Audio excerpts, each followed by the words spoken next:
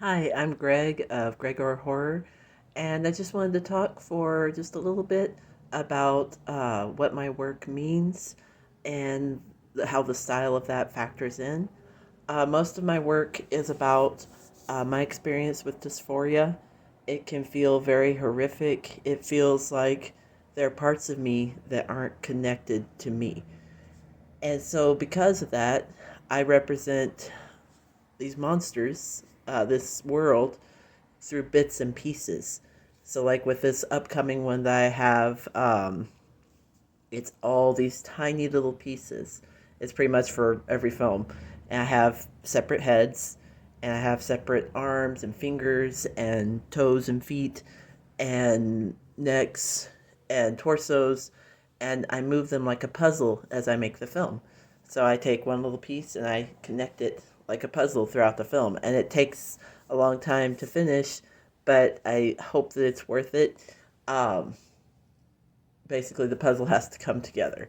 So I'm almost finished with this next one, and I hope that it comes through the meaning behind it, because for those of us living with dysphoria, we have these parts of ourselves that don't feel like they connect. And we aren't born in the wrong body. This is still a man's body. I'm still Greg, he, him. This is still a man's body. But there are parts of me that I don't feel connected to.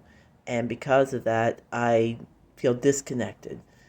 And my agoraphobia has gotten worse. And it's hard to even go out. And I can rarely wear my binder because it's gotten hard with allergies and difficulty breathing with my allergies. And it's very difficult functioning. And I wish I could get top surgery, but no insurance that I can find in Oklahoma covers top surgery. And we have a terrible governor here, Governor Stitt, who wants to take everything from trans people. And I'm constantly afraid I'm going to lose my testosterone. I'm constantly scared that if I lose my testosterone, that all the progress that I've made will be erased and my beard will fall out. And but that's not going to happen. That's not going to happen. I've come so far, and I just want to tell the people who do feel like there's these bits and pieces of them that don't connect.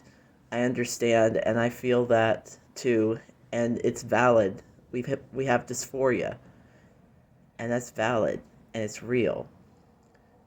I'm a real man who suffers from dysphoria, and I wish that there was something that could help me to get my top surgery and to get the bottom surgery and to be able to feel more in line and more connected with myself, because I don't.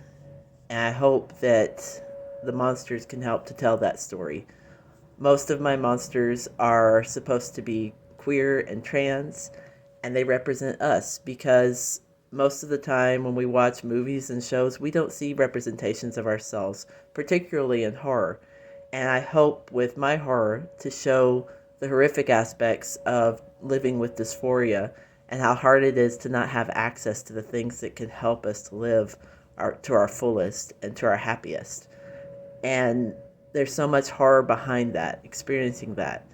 So I try to show through my monsters how that feels, how it feels to experience being a trans person in a place where we don't feel safe, where we are directly threatened. Uh, I used to live with someone who was a roommate who was very abusive, who directly threatened me many times, and had originally claimed to be an ally, and I found out that that was false. And it was very, very scary. It was the same thing whenever I was working, because I'm basically, I'm just in the house right now because of my agoraphobia. But when I was working, there was a lot of transphobia. Um, One particular person pulled my beard to see if it was real. Uh, Got questioned all the time about my body and felt directly in harm's way most of the time because of that. Particularly somebody who decided to use a bunch of slurs against me and got himself fired and then threatened to hurt me after that because he blamed me. Uh, I've experienced a lot of transphobia, some of which I can't talk about just yet. It's too painful.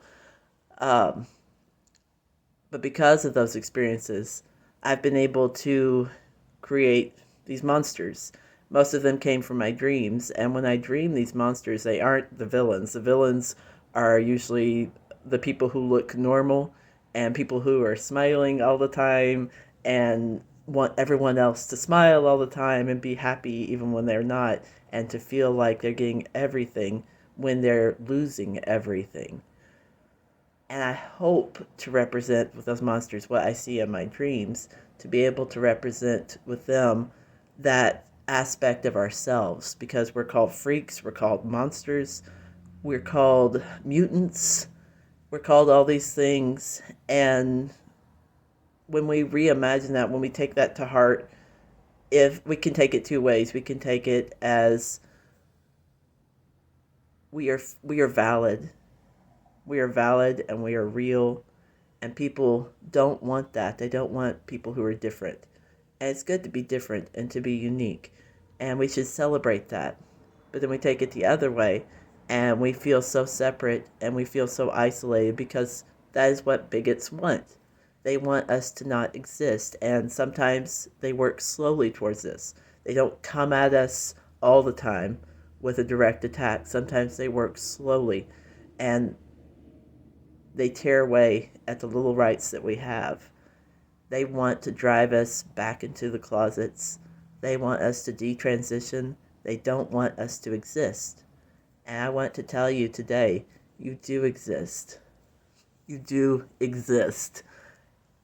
And we're here. We're valid. I haven't had my top surgery yet, but I'm still a man. I'm still real. It's very, very hard to exist without what we need. It's very hard to exist when you feel disconnected from your body, but I'm still a real man. I'm queer, I'm flamboyant, and I'm still real. I'm as real as any cis man. I just have a different body. And my body deserves to feel safe, to feel loved, and to feel supported. And that's what my monsters express. They express the pain we feel at being isolated, the pain that we feel from bigotry and from hate, and how we feel in this world, how disconnected we feel, and how often people just look the other way or just tell us to just smile and just see the best of things when we don't have the best of things to see. So I hope that that comes through. I hope that I'm able to express that in a way that does the monsters justice. My name is Gregor, he, him, and I am a trans man. I am queer and I am proud. I'm agoraphobic, but I'm still here. Love and light, beautiful people. I hope that my horror can inspire you to feel seen, because it's okay to be sad, it's okay to be depressed, it's okay to feel all the things that we're feeling. And it's very, very hard for us to express that and to still be seen as real. It's very hard for us to express what we feel, and it feels horrific at times. It feels scary. We feel alone and we feel scared. And I hope with my monsters to be able to validate that feeling so that you know you're seen. I see you and I appreciate you. You are real, you are valid, and we exist.